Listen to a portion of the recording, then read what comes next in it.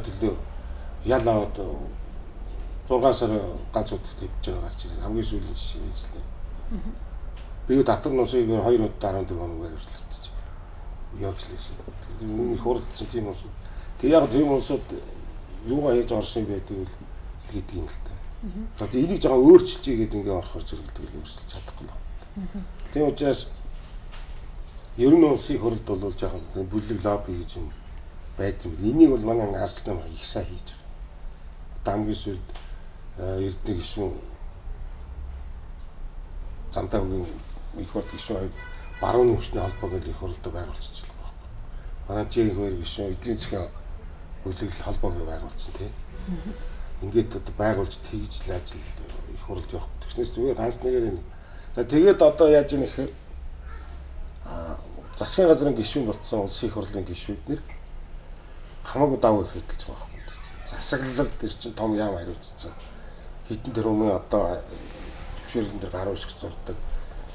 Босод хүмүүст ажил явуулж ярихад бол тэр чинь болж шít. Албан тушаалаар харилцан биеидэд туслаад ажлаа хийгээ явуулчих шít. Их хурлын гишүүнд бол тийм байхгүй шít. Их мэдл нь бол хязгаарлагддаг юм хэлээ шít.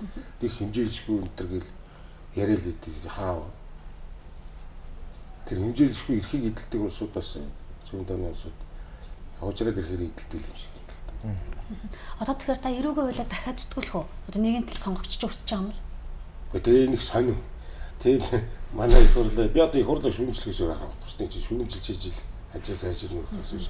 Хий удлаа магтандуулаад яах вэ? Магтахад бол амархан шүү дээ. Гэхдээ магтаал бол эзэж оройтхгүй. Ер нь шүүмжлэлийг бол одоо их сайн тусгаж явж тэр шүүмжлэлээр ажлаас асруулаад байх юм бол их хурлын ажил эвдгээ өөр Монгол төрийн ажил ажиллана л да. Баяр намайг тэгээ ингээд нэг хууль санаачлахаар яг тэр санаачилсан хүн тэр өргөн барьсан хүмүүст нь хэлнэ гэж байдгүй. Би өөрөө хууль зүйн байнгын орны гишүүн биш учраас над та хуралдаа ирээч гэж хэлэх юм байхгүй. Хурал болоо өнгөрцөө үе. Бүдий ягаад намайг хэлдэг юм бэ? Чи өөрөө байхгүйсэн гэж хэлээ. Гэл өнгөрч байгаа хүн хоёр хүн зүгээр годомжинд ярьж байгаа юм шиг. Уг нь байгаа тэгээ би тайлбараа хийгээд тэр энэ хуулийг боловсруулсан тэр наран зорилгоо өөрөө ирээ суудсан. Би санаачилсан өргөн барьсан хүн суудсан. Тийм ээ. Ингээ уг нь ингэж л хиймээр юм. Тэгэхээр тэгдэггүй байлээ. Одоо очгоо дагчуулах байх. Тэгээд хөдөө гадаа нэг 11 онд хийчих ажлууд байж идэг. Ингээ бензин давсны ингэсэн байх. Сонгуулийн үйл яриад гацлаа чих шиг нууц чих шиг нэг юм ажил юм яриа л. Тэгээд энийг бас нөгөө тоглоом маягийн юм хийгээд. Ер нь бол зөвхөн сонгуулийн хуулинд дагаад сонгуулийн хууль бол Монгол улс хуультай шүү дээ. Сонгуулийн явуулдаг хууль байж. Нэг удаа 90 онд том нэг тойрог болгоод хийчихсэн би одоо санаж байна. Дараа нь 3 дараалал жижиг тойрог болгоо хийсэн. Болохгүй байна гэж хэлээд томсгоод нэгээц.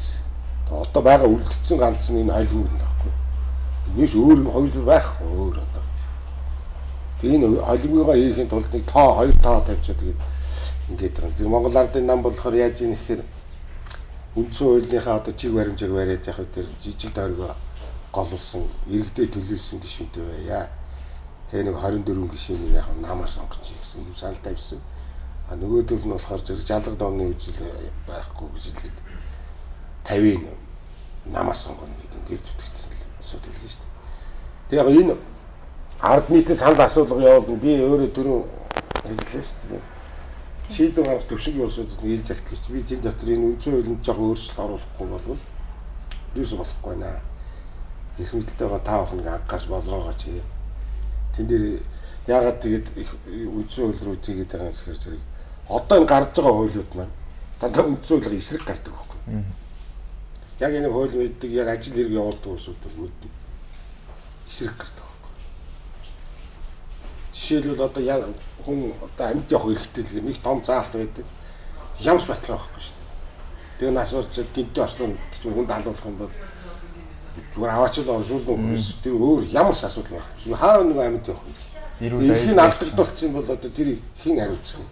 Машина дайраад одоо аваар тэгээд хүн нам дайрчихад өнөөдөр зүг зүгээр давхчлаа. Тэгээд үндсэн хууль тэгээд хүний эрхийг хамгаална. Тэгээд нөгөө эрүүл орчинд амьд нэг хаав байдгүй. Бөө хордлуулаа өгөх гээд өгчээд байх чил тэг хил дээр одоо орж ирсэн буруу орж ирсэн байх шиг ийм сони юм байл. Их зовлонтой. Таны хувьд бол хууль хэрэгждэг болсон. Хуультай бүх төрлийн хууль бий Монголд. Гэтэ тэрийг үйлчлүүлдэг. Гэтэ нэг хууль нөгөө хуулиа дандаа үгүйсгэж. Үгүйсгсэн хууль гаргаад энэ тэр улсын хурл маань өөрсдөө хариуцлагагүй. Хариуцлагагүй. Би түрүү хэлсэн шүү дээ. Хариуцлагагүй гэдэг. Тэгэхээр зэрэг манайхан шүүмжлэлт юм гэлээ зарим нь.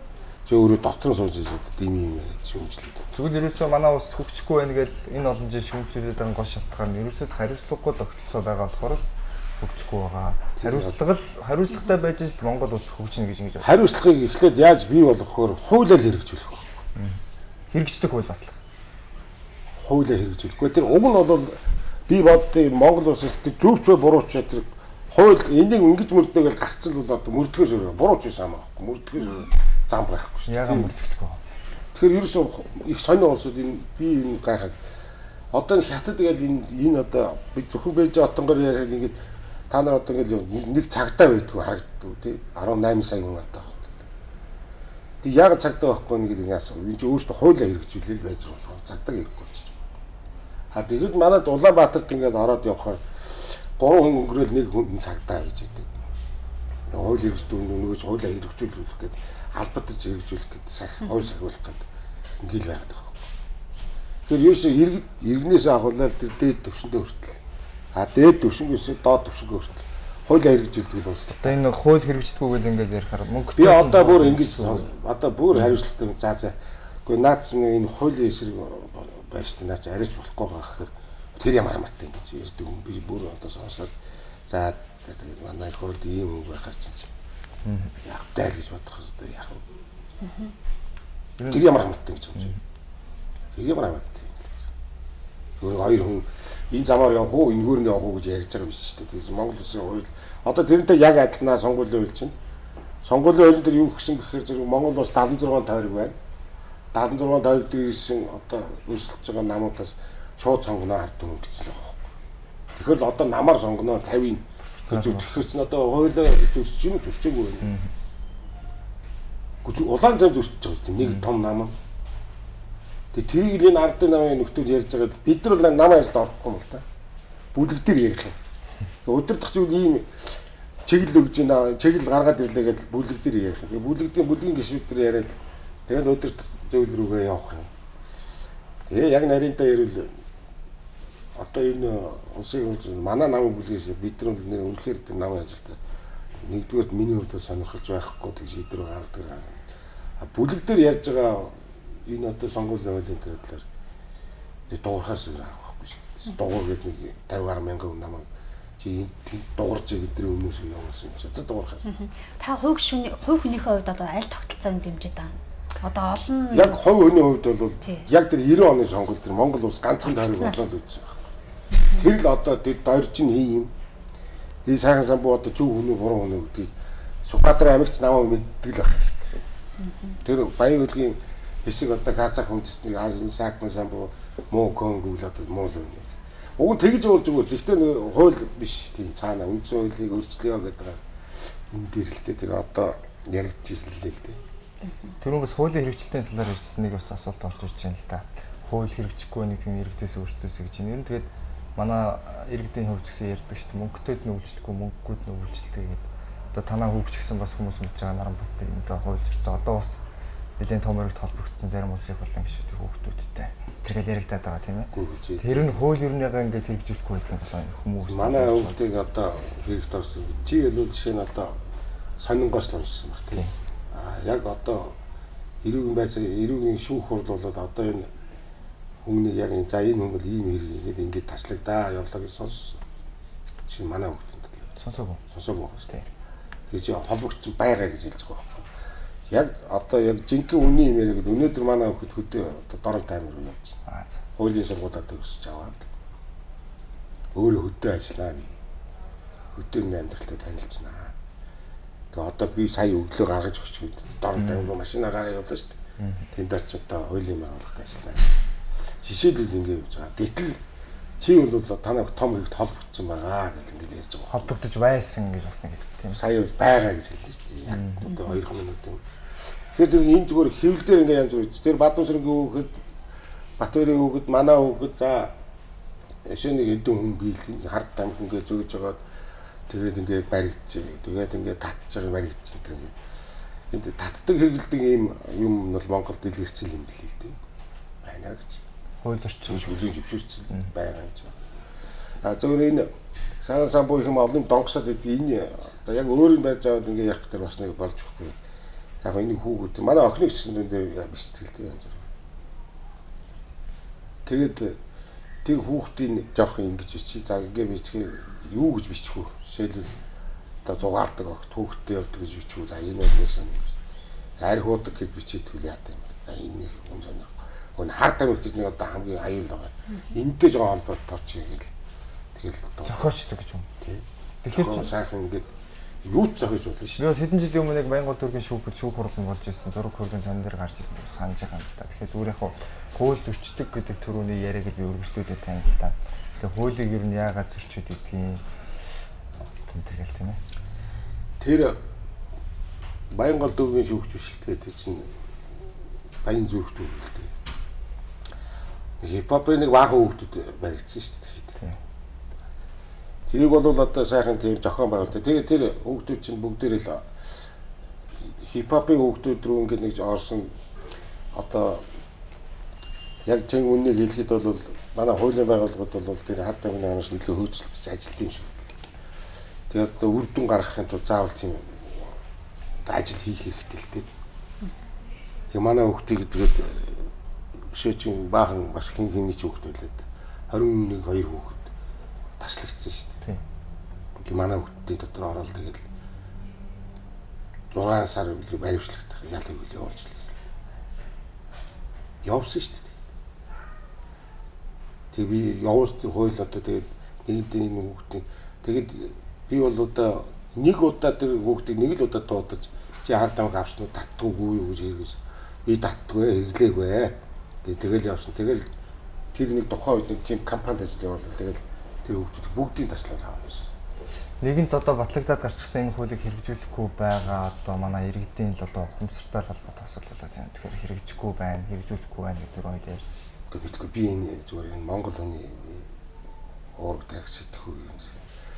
Энэ одоо гадаадд ингээд хууль хэрэгжүүл одоо би зөвхөн Герман за одоо ерөөс энэ олон нийтийн газар тамхи татахгүй болохгүй гээл тэгэхээр тэгэл татдаггүй л. Одоо Америкт Нью-Йоркт гудамжинд тамхи татахыг хориглоод хууль гарч шүү дээ. Өөр гудамжинд нь чи Нью-Йорк дээр Манхэттны жижиг арал дээр тамхи татчих болохгүй юм шүү дээ. Гэхдээ тэгтэл биелүүлэх тэгээд манайд одоо ордон дотор тамхи татахыг хориглолоо гэд гарсал та. Яг л нөгөө тамхи татахаас тагаа. Тэгэл одоо байж л. Одоо энийг арилгахын тулд яах вэ? Хэн арилгах вэ? Гүрс бид бүгд би яа хэллээ шүү дээ. Дээрээс доош доороос. Тэгээд нэг Монголын бол 3 хоног гэж энэ их айхтар үнэн үгээд юм л да.